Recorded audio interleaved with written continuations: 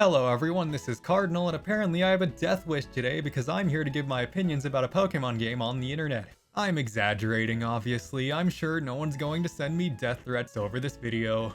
After all, that would require people to actually watch my videos first. To preface, this is my third time attempting to make a Pokemon video. I wanted to review Scarlet and Violet, but my experience with that game was so negative that I just couldn't bring myself to write the script.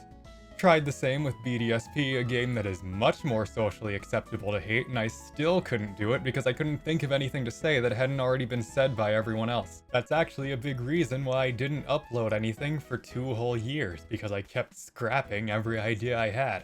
And to top it all off, I came this close to doing the same here, but then I noticed something. Z-A's story has been largely praised by players and critics alike thanks to its lovable characters and a surprisingly emotional ending. And don't get me wrong, it was pretty good by Pokemon standards, but reading all the discussions online about it, I realized no one seems to be on the same page about some of the smaller details.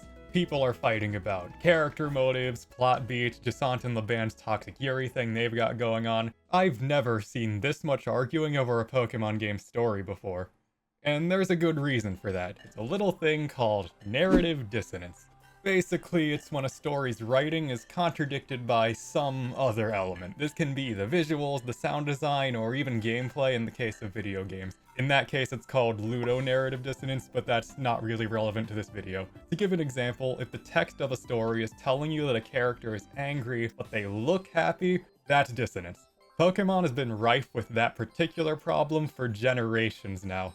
The infamous Pierce cutscene from Sword and Shield is another good example. Or, I don't know, just spitballing here, disabling the run button during a chase scene. But it goes a lot deeper than that. There are 2 points in the game where I think the dissonance is so bad that it single-handedly caused a lot of the arguments people are having. Specifically, they've impacted how people perceive 2 major characters, Corbeau and Tawny, or Urbane if you chose a female trainer at the start. I'm playing as a guy because I am one, probably. So I'll be calling the rival Tawny for the rest of this video for the sake of simplicity and because that's who's going to be in all the footage I'm using. Without further ado, let's get into it. We'll start things off with our best boy Corbeau. This is arguably the most controversial storyline in the game. Tawny takes out a predatory loan from the Rust Syndicate to make a promo ad for Hotel Z that we never get to see. Then the player and Lita are left to deal with the consequences while Tawny just fucks off for a while, I guess. Corbeau sends you to do a bunch of random jobs for him, all of which basically turn out to just be community service, helping out Lumiose and its people. You do a few of these jobs and then you're sent over to help deal with a supposed angry mob that's harassing Jet, the CEO of Quasartico. And what does this mob look like? 7 people. Standing still. Completely blank expressions. Calmly expressing their concerns about the wild zones to Jet. By all accounts, what we see here is just a small peaceful protest by a bunch of unhappy citizens. And why shouldn't they be angry? Mabel already told us that new wild zones are popping up overnight, with basically no oversight. Tons of NPCs in the game talk about the inconvenience that comes with living next to them.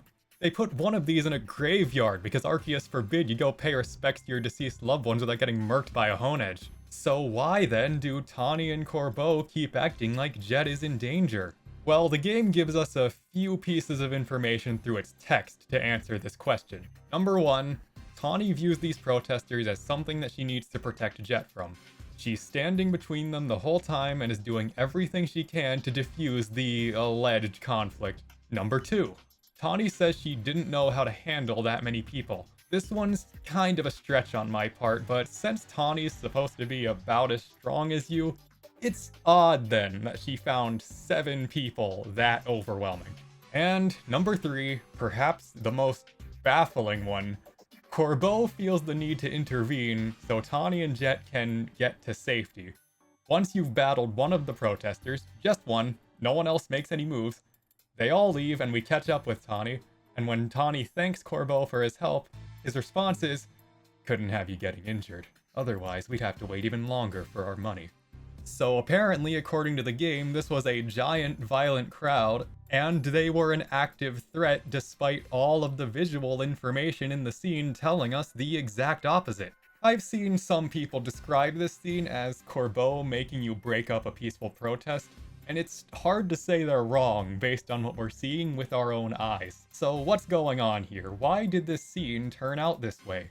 Now, this is just pure speculation on my part, but I think that when they were writing this scene, they imagined there'd be a giant angry riot going on, like with Jet and Tawny surrounded on all sides with no way out, and they're inching closer, and who knows what they're planning to do to them. And in this scenario, the story would make a lot more sense, wouldn't it? That is absolutely something that Corbeau would be correct to intervene in. But sadly, Pokemon games are programmed on duct tape and recycled glue. If I had to guess, I'd say this is another case of Game Freak cutting corners to make the game stable. In normal gameplay, you rarely see more than like 8 or so NPCs on screen at once, and even then, they don't render in until you're pretty close. And it's even worse on Switch 1. Hey, Editing Cardinal here, just giving a slight correction before moving on so no one gets on me about it. So right here I said that you don't usually see more than about 8 NPCs on screen at one time, and technically that is false. If you run around the city, at least on the Switch 2 version, I haven't confirmed on the Switch 1 version, you can go around in any particularly crowded area and see way more than 8 NPCs at one time. So I was wrong. Kind of. You see, a lot of these NPCs you see in the distance aren't actually there. You get closer to them and then they vanish. Interestingly, you turn around, you can see a similar group of 3 NPCs off in the distance. Get closer to those ones, they vanish too. So it seems like the game has a lot of fake NPCs to make it look like there are more people there than there actually are. So while it is technically incorrect to say that you will not see more than 8 NPCs at a time, in terms of actual real physical NPCs that you can still interact with, you typically won't see a lot of those at once. Just wanted to clear that up. The only reason this game can run at 30 frames on the Switch 1 at all is because they removed all the buildings partway through development and replaced them with flat cubes that had their balconies painted on. Oh shit, I said the B word. It's fine. Maybe no one noticed. Why is there a red dot on my forehead? Remember that awful scene at the start of Scarlet and Violet in the classroom where all the other students are moving like 10 FPS? Again, just speculation, but I have a sneaking suspicion that this is what they were trying to avoid by making the protests so small. Maybe the game could only handle 11 characters on screen at one time before performance started to drop. I don't know, there's no real way to confirm that this is true, but assuming that it is, it has me kinda concerned.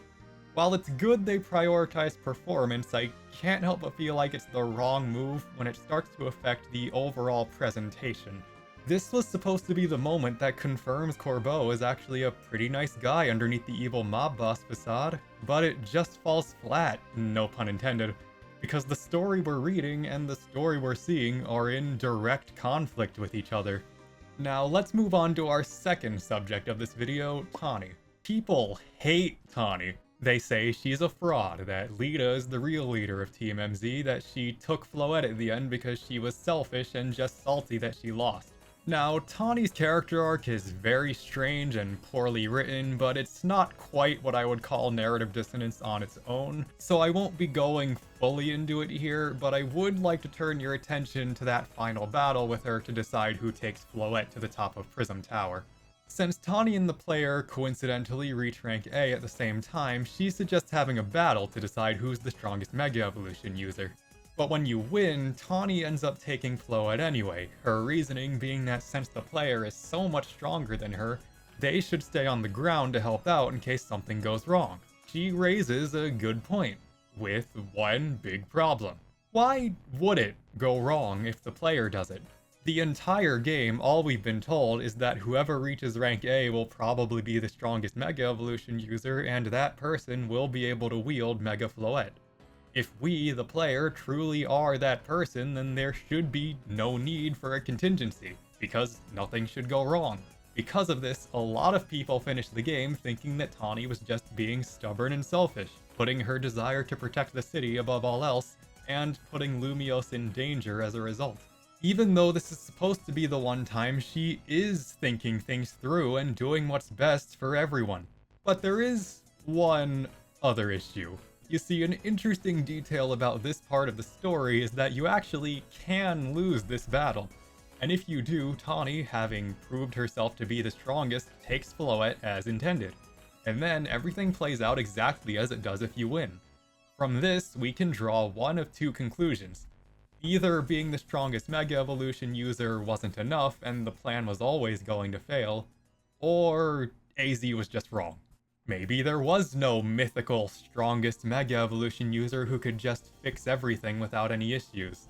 Maybe it was just wishful thinking from a guy who was desperate to atone for his past sins. No matter which of those options we choose, it brings us to the same overall conclusion. Tawny was right to take Floette. If she didn't, the player would have been stuck in the tower and there's no telling whether the others would have been up to the task of stopping it. And that's a bit weird to me. Not once throughout the game does anyone express any doubt that AZ's plan will work. In fact, unless you lose that battle, you have no reason to believe it won't. You'll just be left assuming that Tawny was wrong and the player could have totally handled it themselves if they'd gone instead, even though the alternate scenario suggests that this isn't true. Sure, it's good to have a plan B, but then why did you have plan A if you're not going to use it? This gives us much the same result as the protest scene. Here we have the game failing to communicate a vital piece of information that would make the story just a bit more coherent. And because of that, different people walk away with a different opinion of Tawny built on different perceptions of that narrative. I guess what I'm getting at with all this is that above all else, this is the thing that needs to be fixed first in Gen 10. Z-A does a lot of things with its narrative that are good on paper, but the execution is all over the place. I'd like to see just one Pokemon game in the modern era avoid any of these moments of dissonance. No more silent concerts, no more stiff, expressionless animation. I just want a fun Pokemon game with expressive characters and a cohesive story. There have been leaks suggesting that they're making a completely new engine for the next game, so fingers crossed that they actually put it to good use. And, maybe let's stop having characters rotate on an axis because that shit's embarrassing.